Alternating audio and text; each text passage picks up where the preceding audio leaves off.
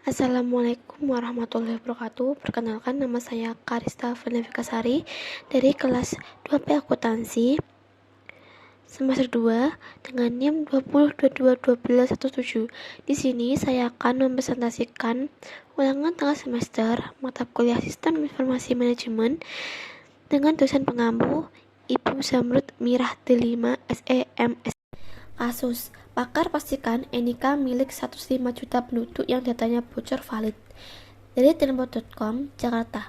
Pakar keamanan siber dan forensik digital dari Vaksinkom, Alphonse Tanujaya, telah mengecek sejumlah nomor induk kependudukan atau NIK dari 105 juta data penduduk Indonesia. Ia menyatakan data itu valid. Saya sudah cek beberapa NIK yang diberikan dalam sampel database data NIK. Yang saya cek valid semua.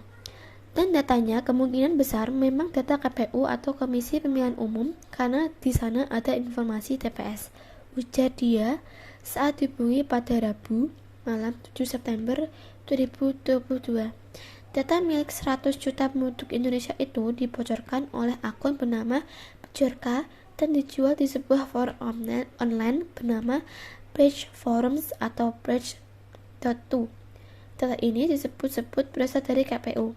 Sebelumnya, kebocoran data itu terungkap dari unggahan Bjorka pada 6 September 2022.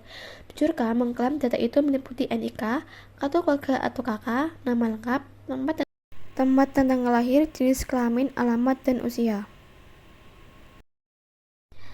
Data tersebut disimpan dalam file berukuran 20 GB atau 4 GB setelah dikompres dengan format Comma Sparse Value atau CVS. Untuk membuktikan data itu asli, Bjorka memberikan sekitar 2 juta sampel data gratis. Dampaknya, berbunyi data ini, Alphonse melanjutkan, sama seperti kebocoran data kependudukan. Nantinya, pelaku akan mengeksploitasi data kependudukan tersebut.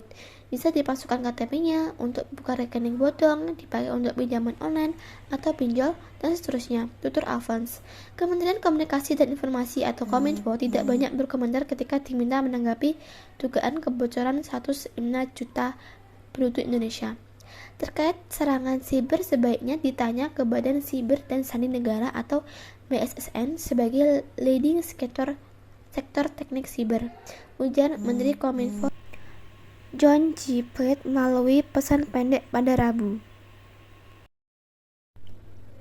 Saat ditanya soal langkah apa yang sudah dilakukan Kementerian Kominfo dalam menghadapi kebocoran data itu, dia juga enggan menjawab. Silakan dengan BSSN, kata John membalas secara singkat.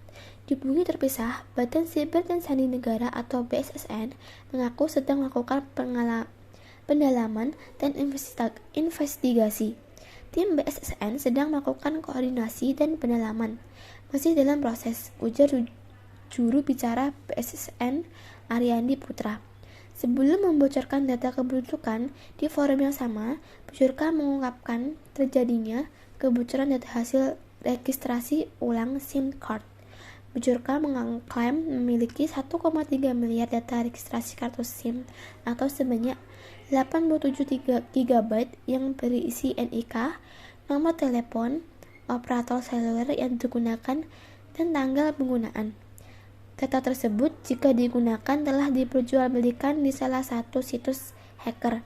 Akun Bjorka itu juga mengaku telah membagikan 2 juta data sampel yang telah dikumpulkan sejak 2017 hingga 2020.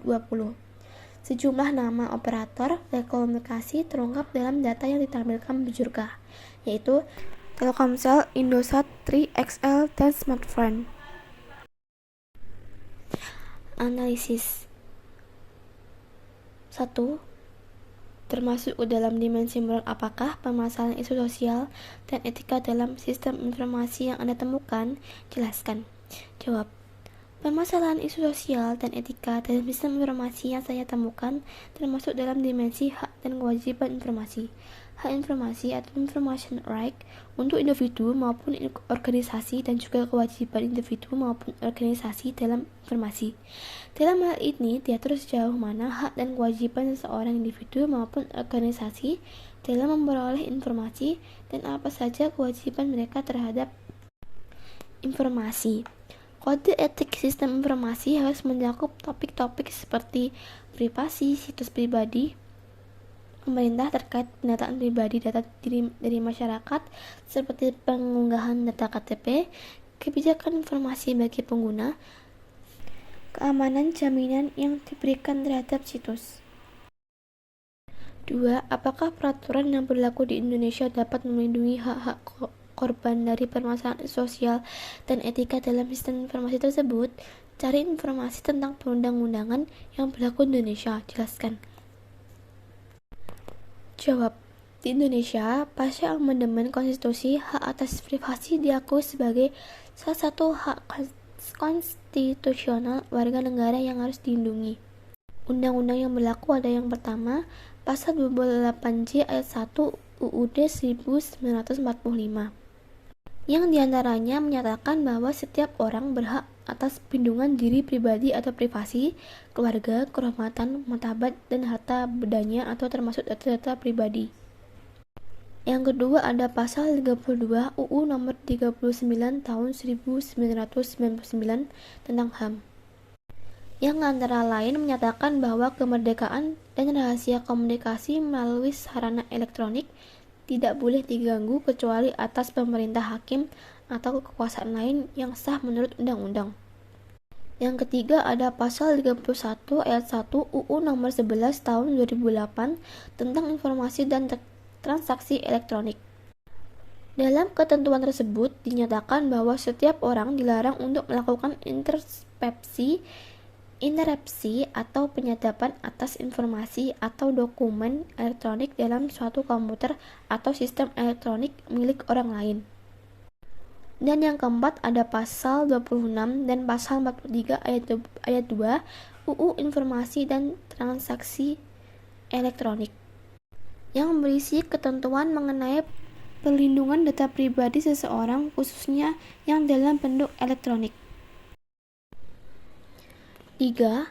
Menurut Anda, apakah yang perlu Anda lakukan di kemudian hari agar Anda terhindar dari permasalahan isu sosial dan etika dalam sistem informasi yang Anda temukan tersebut? Jawab. Yang pertama adalah formulasikan suatu kode perilaku.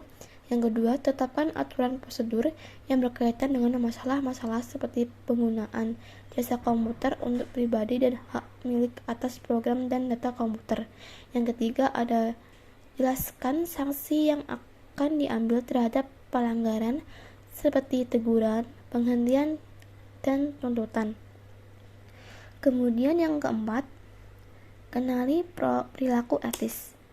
Yang kelima, fokuskan perhatian pada etika melalui program-program seperti pelatihan dan bacaan yang diisyaratkan. Yang keenam, promosikan atau sosialisasikan UU Kejahatan Komputer dengan memberikan informasi kepada karyawan. Yang ketujuh, simpan suatu catatan informasi yang menetapkan pertanggungjawaban dari spesialis informasi untuk semua tindakannya, dan kurangi godaan untuk melanggar dengan program-program seperti audit etika. Yang ke-8, dorong penggunaan program-program rehabilitasi yang memperlakukan pelanggaran etika dengan cara yang sama. 9, dorong partisipasi dalam perkumpulan profesional.